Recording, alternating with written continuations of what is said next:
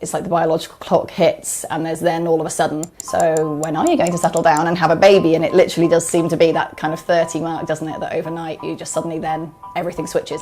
Fertility across the world is in decline. 1 in 6 people globally are affected by infertility, according to the World Health Organization, and this figure is expected to increase in the future.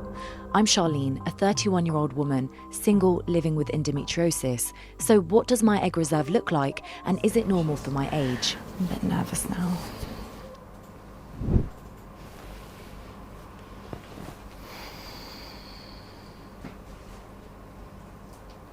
So now they're looking for follicles, and that can tell if I have enough eggs for my age.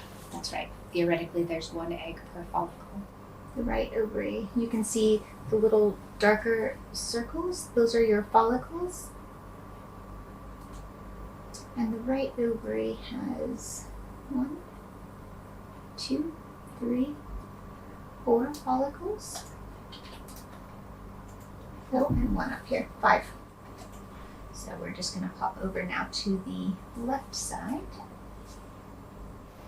Do women in their 30s usually get a scan done? It depends on your history. Some people have had a history of maybe endometriosis. Although I'm not trying for a baby, I still feel the pressure of the body clock. After all, pregnancy after the age of 35 historically has been called a geriatric pregnancy. Yeah, embryology is not a glamorous world. I was just saying, we can't wear makeup or perfume or anything when we're actually doing stuff either, so. Oh, that's interesting. It's, you're not allowed nail varnish. Why are you not allowed to put on makeup? Because it's toxic to embryos. So if you just touch your face and then touch the dish, or you touch a microscope, and it's also just about cleanliness. So this is an incubator. 70 years ago, the average woman had 5 children. Since then, the number has halved, as fertility rates continue to decline for women younger than 30. The most common age for women to give birth in the 1950s was in their early 20s. By 2050, over 3/4 of countries will not have high enough fertility rates to sustain population size over time. This will increase to 97% of countries by the year 2100. Considering how serious this problem is, it's strange that society too often sees infertility as a topic which concerns women alone. It's absolutely not fair, and it really, really is centred around women. There are so many issues that just seem to fall to the female because she essentially is carrying the child, I think, but this is just as much a man's issue. Because they are sort of widely ignored, they are even less aware of issues that could affect their fertility. I was shocked to learn that 1/3 of fertility problems are due to the man, 1/3 due to the woman, and 1/3 are due to both or unknown reasons. So it's true that women's fertility declines with age, but men also experience reproductive aging, with those over the age of 40 about half as fertile as those under 25. But men just think, well, there are men, celebrity men having babies at 80, and whilst that is true, men's fertility also does decline with age. Toxins, pesticides, it's also lifestyle factors, drinking, alcohol, certain recreational drugs, even heat can affect sperm counts. So this is something which is a huge issue, and also men have no idea. They may have semen or an ejaculate, but they don't actually know if there is sperm there. Do you know about Henry VIII, right? So he blamed his wives and actually cut off their heads if they didn't give him a child and a male child and so on. So this is not new, right? Men feel like when they're ready to have the child, they'll be good to go. I spoke to 2 authors and researchers who believe that reproductive health effects are largely driven by a common cause, the presence of hormone-altering chemicals, also known as forever chemicals. So fertility is declining probably faster in wildlife than in humans. It's not just us. And obviously those species are not choosing to delay their childbearing or choosing to use contraception. So every living being on the planet is facing these exposures. New research reveals that many common UK food items contain forever chemicals or PFA pesticides. According to a Pesticide Action Network UK analysis, strawberries topped the list for forever chemicals. 95% sampled contained PFAs. Doctors say more research is needed to test suspected links between some PFAs and health problems like infertility. Most women now have their first child from the age of 32. New figures from the Office for National Statistics show that in Britain, a record of 56% of women are childless at 30, compared with just 42% in their mother's generation. So we know that women are having children a lot later, even though egg quantity and quality decreases over time. But there's another important part to this. Men's sperm levels are also on a decline. The rate of decline of sperm count has doubled since 2000. So that's pretty dramatic. We're approaching the point of being below replacement. So replacement is 2.1 children per couple in their lifetime, woman or couple. And in several countries with very low fertility rates, like South Korea and Singapore and so on, and they are actually paying people to have children. They're giving them apartments, they're giving them tax breaks, and it doesn't change at all. It doesn't work. A few days later, my results came back. They surprised me. My AMH levels were below average, which means my egg reserve is low. I was told by the doctor that if I was able to, I should start trying to have a baby now. And if I'm not in a position to do so, I should consider egg freezing. If you are ready, start a family without any delays. If you are not ready for different reasons, then try to consider egg or embryo freezing. Eggs that might be frozen might or might not be used in the future, but I think it's your full right to know if that is going to be for you or not. Even though I have the option to freeze my eggs, I can't imagine what this process may feel like for someone who is actively trying for a baby. We are acknowledging mental health, we are acknowledging basically general health, but up until now, unfortunately, fertility is considered like not something health related. So even when you look at funding, for example, let's face it, it's not considered as a priority, it's considered as option 2. Why we need to consider basically a mammogram and a smear test important, but not as a fertility check. People don't realize this. When a woman is born, when a baby girl is born, she has all the eggs she's ever going to have. And they die off month by month throughout her entire life. And then there's a more precipitous drop after age 35, and then even more so after 40. Men, by contrast, basically get a clean slate every 70 to 75 days, where sperm production starts over.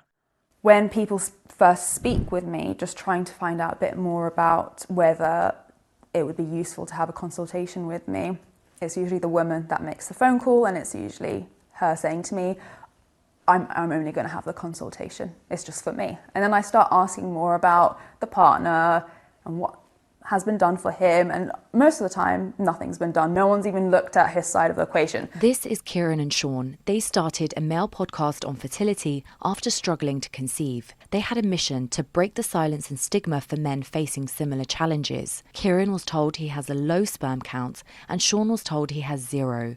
I know that if I did a semen analysis tomorrow, it wouldn't come down great. You know, it wouldn't be good. But if I implemented... Probably be better than mine, to be fair. There were no other men talking about it. I couldn't find support groups. I couldn't find any advocates for it. So it just compounded the feeling of stigma and shame that I was the only one. There are tens of millions of other men going through this. And I was like, well, where are they? For me, it was quite stark because the silence was so obvious from men. My wife has polycystic ovaries. So she was going through the process of all the tests for that, and we kind of got to the point where they were going to give us Clomid, which was to help her ovulate. And just before they gave it to her, they said, we just want to check your husband. And they checked me, and then 2 weeks after that, I was told that I was deemed infertile, and it was a complete surprise. They've been focusing on my wife when all along it didn't matter what they did to my wife, Jen. It wouldn't work because I was in, my fertility was in such a state, my sperm quality. Kind of even a layperson knows that typically a man will have tens of millions, and I had 0. I had so much more to give as a man, as a person, as a father.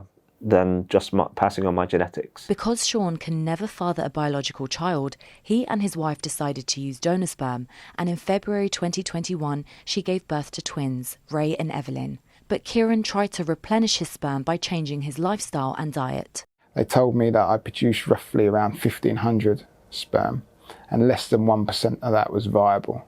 So they were working with like 15 sperm. So I decided I'm going to take things in my own hands, and I put my knowledge of exercise and diet. And I did it for 18 months. We stopped all treatment, stopped everything, and we just focused on repairing me. And after 18 months, I had another semen analysis, and my count had gone up to 4 million. By making the right nutrition choices, you can potentially reduce the risk of infertility by 66%. Wow. That's a huge figure. By changing your diet, you can increase the chances of IVF success by up to 40%. I was told this news, and they say to you, you need to look at your diet, you need to change your lifestyle, so reduce your alcohol, reduce your stress, get some exercise. I mean, I exercised anyway, but then you walk out the door and there's nothing else. There's no help. You've just got to figure it out yourself. I don't want to be disingenuous and say, you change your diet and you get pregnant. There are some people peddling that notion, and that's untrue, and I think it's actually really unfair, and it's preying on the vulnerable in our society. You've also got the other side of people, including doctors, unfortunately, that will say things like, just cut out smoking, have a few more fruit and veg, and that's it. So what I like to think about it is in this way. You've got a jigsaw, right? You're trying to optimize your fertility. Nutrition is one part of that jigsaw. It's a key part of that jigsaw, and if you're kind of overlooking that, you're missing that piece of the puzzle that you really need.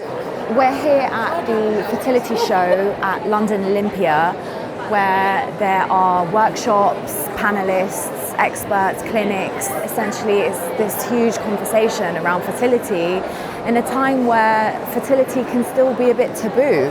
Whether you are struggling to conceive as a couple, or if you're looking for a route to parenthood as a single person or a single-sex couple, and it will cover everything from IVF to adoption to surrogacy to egg donation, sperm donation, so we cover all aspects. Infertility is not only a medical issue but also a social one. As a woman, I feel there's a societal pressure to have children, and if you don't, it almost becomes a secret stigma. Our species has been around for 300,000 years, and the contraceptive pill has been around for about 60 years. So that means we are among the first generations of life on Earth that can delay having kids, and even say no to having them. That's not the only reason this generation is different. There are so many more same-sex couples going down a donor route, single mums by choice, and advances of science with things like IVF and egg freezing. There are more ways to become parents than ever before, but have attitudes towards fertility kept up with science? Really, it's a very vulnerable place to be, and it's a difficult show to come to. Due to the sensitivity of the show, babies and children under 16 were not allowed to attend, as this can be a trigger to those trying to conceive. Couldn't cope with pregnancy announcements, couldn't cope with new babies. My husband and I tried for a baby for 11 years. Never happened, and now we live childless. So many stories that are deeply painful but end with the baby, and our story didn't. It was deeply painful and it didn't end with the baby. I feel like childless women on some level are the missing voice of feminism sometimes. Like us women that are living without children, not by choice, is often the voice that is missing. This generation, they're living having the reproductive control, but also having this rise of infertility and having all this access to treatments, but it's brand new for everyone. Mel Johnson had her daughter Daisy in 2018 with donor sperm when she was in her mid-30s after being single for over 10 years and was tired of waiting for a partner and wanted to start a family. Did you always know that you wanted to become a mother? So I knew really clearly I definitely wanted to become a parent. I was ready at, I would say, my mid-30s, maybe around 34, but I was single. At 37, I thought there's a really real possibility that if I wait to meet someone, I could potentially miss out. And that was something I was really clear I didn't want to happen. Happily ever after is painted as becoming a parent with a partner. And I really struggled to let go of that concept. Mel is part of a growing number of women in the UK who are choosing to be solo mums. There is another way to do this. It isn't a second best option. You can be really happy. There are different ways to do it. My fertility story isn't unique. There's so many people that struggle to talk about this topic, but the fact is a global fertility crisis is here, and as we've been shown, it's only getting worse.